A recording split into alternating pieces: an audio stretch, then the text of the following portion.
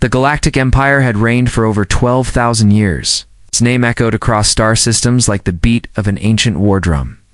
From the ice moons of the Draenari Belt to the fiery oceans of 05, it stamped its presence into the fabric of reality with brutal precision. Its peace was not built on understanding, but on silence and engineered. Suffocating silence where questioning was an act of war. Species who once sang to the stars now whispered in subservience. Worlds that once painted their skies with lights of celebration had dimmed their atmospheres to avoid attention. Monuments of alien beauty were crushed into gray cubes of uniformity. Every language, every poem, every philosophy that deviated from the imperial core was marked for deletion. And through all of that ruthless erasure, one name stood uniquely. Absent humanity, there were myths. Pirates said they encountered ghosts who spoke in Terran dialects.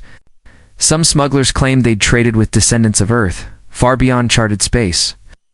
But the Empire had long purged Earth from its records. No location, no culture, no record of resistance. Only a faint, lingering embarrassment remained, like a wound that never healed, only scarred. Most scholars assumed humanity had destroyed itself before the Empire ever expanded. But in the year 12,044 of the Empire's galactic reign, a tear opened in the skies above Neuraxis Prime, the imperial throne world. And through it came UNS Resurrection. It was not a warship in the conventional sense. It was blacker than void, broader than dreadnoughts, and etched with markings in a language that no current AI could decode. Every inch of it radiated ancient defiance. It didn't send a hail, it simply arrived. The Empire panicked. 15 ships scrambled to intercept. Dreadnoughts locked on. Quantum missiles were readied. The Emperor, seated on a throne built from the crystalline bones of extinct species, ordered its immediate disintegration. But the Resurrection didn't move. Instead, it pulsed once with blue light, and one dreadnought disappeared. Not exploded, not burned. It was folded into itself, like a piece of paper collapsing into a dimension that should not exist. That moment shattered something fundamental in the Empire. Suddenly, historians were summoned, code vaults reopened. Deep in the forbidden archives, the Empire remembered humanity had not vanished. It had been silenced. The Empire's war against Earth had been long, messy, and dishonorable. Entire cities bombed after surrender. Cryogenic refugee ships intercepted and dismantled. Resistance colonies glassed. But Earth had never sent a message of surrender. The message they sent was never received. Now, the Resurrection played it. Across every screen, every tower, every Imperial broadcast hub, a voice spoke in old Terran standard, greater than to those who erased us. We are the dream that survived. We are the silence that learned to wait.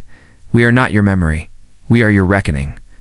The people of the Empire watched in awe, confusion, and fear. Children who had never heard the word human asked their elders what it meant. The elders, terrified, had no answer. The ship hovered, not attacking, not retreating. It wasn't here for war, it was here for witness. For days, the UN's Resurrection sat in orbit. No demands, no action, just presence. And the galaxy responded. Broadcast signals, long thought extinct, were reignited. Civilian ships circled the Resurrection at a distance, scanning it not for weakness but for meaning. Monasteries on distant. Moons lit fires again, chanting in forbidden tongues. One by one, the voices returned, not with anger, but with song. Then it happened. An old freighter, centuries outdated, arrived from the Orion Drift. Painted across its hull were ancient Terran scriptures. And in its hold were relics, photographs, soil samples, printed books, proof. Earth had not died. It had scattered. It had bled, but it had endured in silence. And now silence broke. An elder from the freighter woman known only as the last archivist walked into the broadcast tower of Neuraxis and spoke to the entire Empire. Greater than we did not come to reignite war. We came to unbury truth. And truth, like fire, spreads. One ship was a message. 1,000 ships were a memory restored. Within 72 hours of the Resurrection's arrival, anomalies appeared in uncharted sectors. Dead zones once thought collapsed by supernova flickered back to life. Comes outposts that hadn't transmitted in centuries began to whisper. And through those whispers, a fleet emerged. They came from everywhere and nowhere.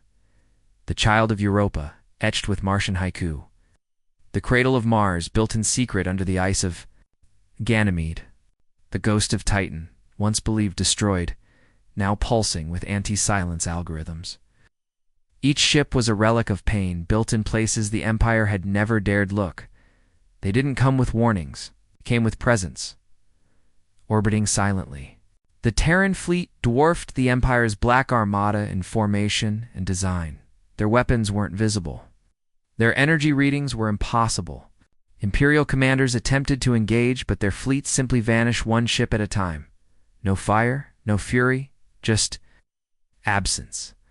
The Empire began to unravel from the inside. Entire command structures collapsed as encrypted Terran poetry infected. Comes relays.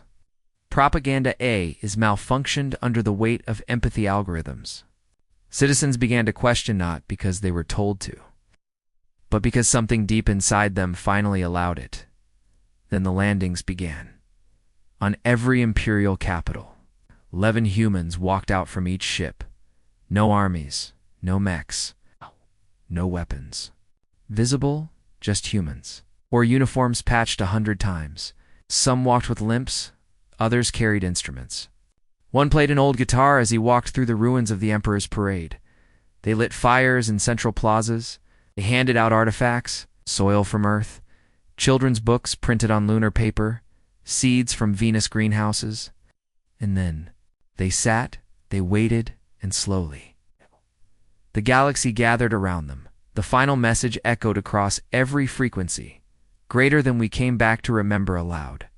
Not to punish, but to prevent your forgetting from becoming your truth.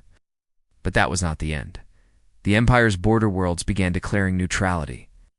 Rebel broadcasts were no longer silenced, they were translated and amplified by Terran satellites. Education hubs received packages from the Terran fleet, libraries in crystal, coded with the histories of every species the Empire tried to erase. In the Outer Ring, an entire armada defected its ships, turning toward the Resurrection in synchronized formation. One commander said, "I was born under the Empire, but I want to die remembering." Children wrote songs about humans, not monsters, not myths, but guardians of memory. And when a new council formed, one seat remained empty, marked with the flag of Earth. An open invitation. The UNS Resurrection powered down after 108 days. Its mission complete, not victory, vindication.